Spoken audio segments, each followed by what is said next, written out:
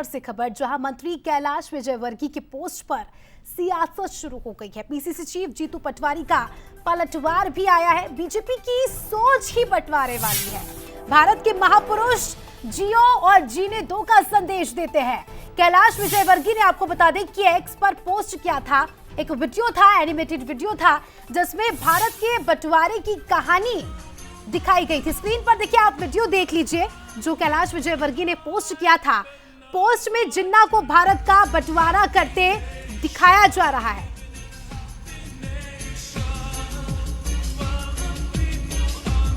तो देखिए, ये वीडियो कैलाश विजयवर्गीय ने पोस्ट किया, उसके बाद जीतू पटवारी ने भी इस पोस्ट का जवाब दिया है। और देखिए, वीडियो के कैप्शन में लिखा है कि हिंदुओं को बांटने का नतीजा भी दर्शाया। पोस्ट में लिखा, समझदार को इशारा काफी। भारतीय जनता पार्टी का जो सोच है वही बंटवारे का है, घृणा का है, नफरत का है। और मैं मानता हूं कि देश का जो संविधान है वो एकता और अखंडता की बात करता है। देश का संविधान जोड़ने की बात करता है। भारत की प्राचीन सभ्यता और परंपराएं भी जोड़ने की बात करती है। एक एक महापुरुष, वो चाहे अंबेडकर हो, उन्होंने सबने जोड़ने की बात की है, इकट्ठे रहने की बात, एकजुट रहने की बात की है। इस देश के मौलिक अधिकारों की रक्षा जियो और जीने दो, सुप्रीम कोर्ट ने कहा है। कल ही कहा है चरणचूड़ जी ने कि देश की प्राचीन जो इतिहास है वो जियो और जीने दो वाला है। तो मैं मानता हूँ कि ये इतनी सारी परंपराएं, इतने सारे महापुरुषों की बात, इतने सारे धार्मिक जो परिवार के हमारे आदर्श हैं, उनके विचार, उनके संस्कार से बड़े नहीं है कैलाश जी। बहुत जरूरी है कि हम सनातन धर्म के साथ चलें। योगी जी ने सही कहा है, बटोगे तो कटोगे। बहुत जरूरी है कि हम सनातन धर्म के साथ चलें। योगी जी ने सही कहा है, बटोगे तो कटोगे। चलिए, इस पूरे मुद्दे को लेकर बंसल न्यूज की भी कुछ बड़े सवाल हैं जिनके जवाब भी लेंगे, लेकिन सबसे पहले सवालों की ओर नजर डाल लेते हैं। सवाल नंबर 1, कैलाश विजयवर्गीय की पोस्ट के क्या मायने हैं? सवाल नंबर 2, बटोगे तो कटोगे बयान को क्या इन्होंने आगे बढ़ाया है? सवाल नंबर 3, क्या हिंदुओं को सनातन से जुड़े रहने की सलाह यहां पर कैलाश विजयवर्गीय ने दी है? सवाल नंबर 4, क्या ये मुहिम बीजेपी की सोची समझी रणनीति है? तो ये बड़े सवाल है बंसल न्यूज के, इसका जवाब भी लेंगे क्योंकि ये वीडियो काफी ज्यादा चर्चाओं में है, वार पलटवार भी हो रहा है। चलिए, जिस तरह से हमने कहा था कि इन सवालों के जवाब भी लेंगे, तो एक खास पैनल हमारे साथ जुड़ चुका है। सबसे पहले उनका परिचय, फिर उनसे ही पूछेंगे कि क्या मायने निकाले जा रहे हैं इस वीडियो के। कांग्रेस से हमारे साथ योगेश यादव जी जुड़ चुके हैं। डॉक्टर हितेश वाजपेयी, पूर्व अध्यक्ष नगर नागरिक आपूर्ति निगम, बीजेपी से जुड़ चुके हैं हमारे साथ। सबसे पहले तो बहुत बहुत स्वागत है दोनों ही मेहमानों का बंसल न्यूज में। हितेश सर, आपसे ही समझना चाहूंगी, कैलाश विजयवर्गीय ने जो ये पोस्ट किया है, इसके क्या मायने निकाले जा रहे हैं सर? देखिए, बहुत सीधे सी बातें हैं कि कांग्रेस हमेशा एक विभाजनकारी राजनीति करती आई है सत्ता में बने रहने के लिए। समाज को, देश को जाति धर्म के आधार पर बांटना। और यही कारण है कि मोहम्मद अली जिन्ना भी कांग्रेस की कार्यकर्ता थे, फिर नेहरू और उनमें कॉन्फ्लिक्ट हुआ। नेहरू जी प्रधानमंत्री बनना चाहते थे और इस कारण धर्म के आधार पर फिर देश का बंटवारा हुआ और नेहरू जी ने उसको स्वीकार किया क्योंकि उनको सामने सत्ता दिखाई दे रही थी। उन्होंने कहा ठीक है, देश के टुकड़े हो जाए लेकिन कम से कम मैं प्रधानमंत्री बन जाऊं। तो कांग्रेस का ये अप्रोच हम सबको पता है। तो आपने देखा होगा पहले पार्ट में इसी का ही डिपिक्शन है। फिर उसके बाद अभी आप राहुल गांधी को देख रहे हैं, लगातार वो जातिगत जनगणना, ओबीसी और सब जातियों की बात कर रहे हैं, अलग अलग कर रहे हैं, लोगों की जाति पूछ रहे हैं।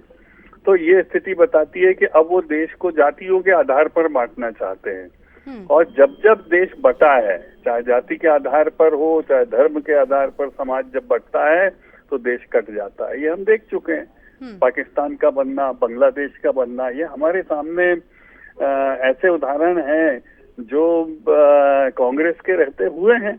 और महात्मा गांधी जी ने तो कसम खाई थी कि भाई यदि देश का विभाजन होगा तो वो मेरे शरीर पर से होगा, लकीर खींची जाएगी। लेकिन इस प्रकार का कोई बयान कभी आपने जवाहरलाल नेहरू का सुना? वो तो अपने बढ़िया उन्होंने सबको स्वीकार किया, और यही कारण था कि महात्मा गांधी जी जो कांग्रेस के आधार थे और जवाहरलाल नेहरू, इन दोनों के बीच मतभेद भी हुए। अंत में कुल गांधी जी मिलाकर ने हम ये उनको कहें लगभग तेज तज जी, दिया था। क्योंकि कैलाश विजयवर्गीय का एक बयान, बटोगे तो कटोगे, उसी को ये आगे बढ़ा रहा है। जी बिल्कुल, कांग्रेस की ठीक जो है। नीति है वो बांटने और काटने वाली है, जिसके ठीक है, दुष्परिणाम योगेश जी, हम देख चुके क्या हैं, इसलिए कुछ लोगों को आप उससे बचने की कमेंट जरूरत है। करना चाहेंगे?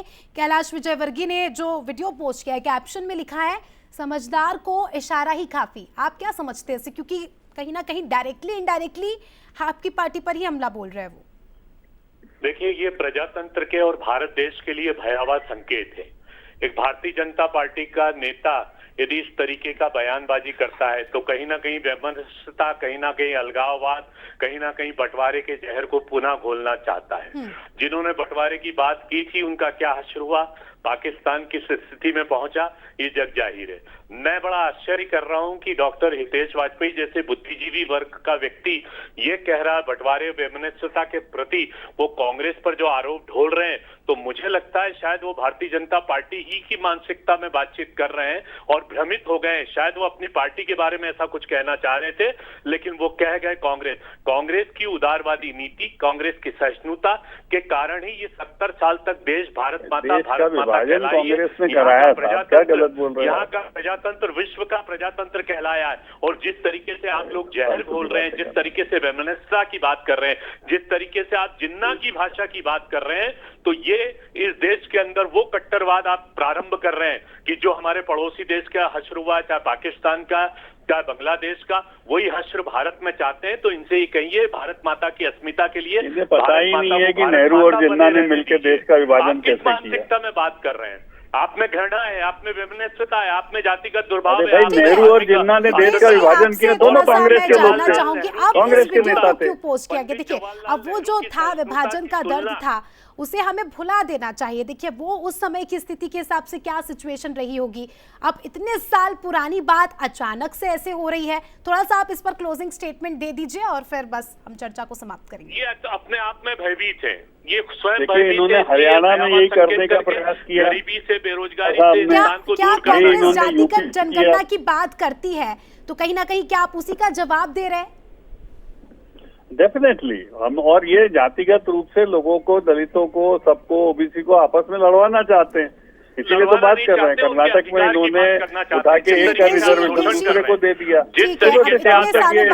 इस वीडियो को इस तरह से पोस्ट करना, हालांकि जनता भी अपने हिसाब से इसे देख रही है और देखिए लोगों के भी कमेंट इस पर आ ही रहे हैं, लेकिन हम यही चाहेंगे कि देश में जो हुआ, जो इतिहास रहा, दर्दनाक इतिहास रहा, उसके बाद हम बहुत आगे बढ़ चुके हैं और अब दोनों ही दलों को मिलकर काम करने की जरूरत है, भले विपक्ष हो या सत्ता पक्ष हो। इस तरह से अगर जातिवाद को लेकर हम खुद ही लड़ेंगे तो हमारे देश का कुछ नहीं होना है। बहुत बहुत शुक्रिया आपका जुड़ने के लिए और चर्चा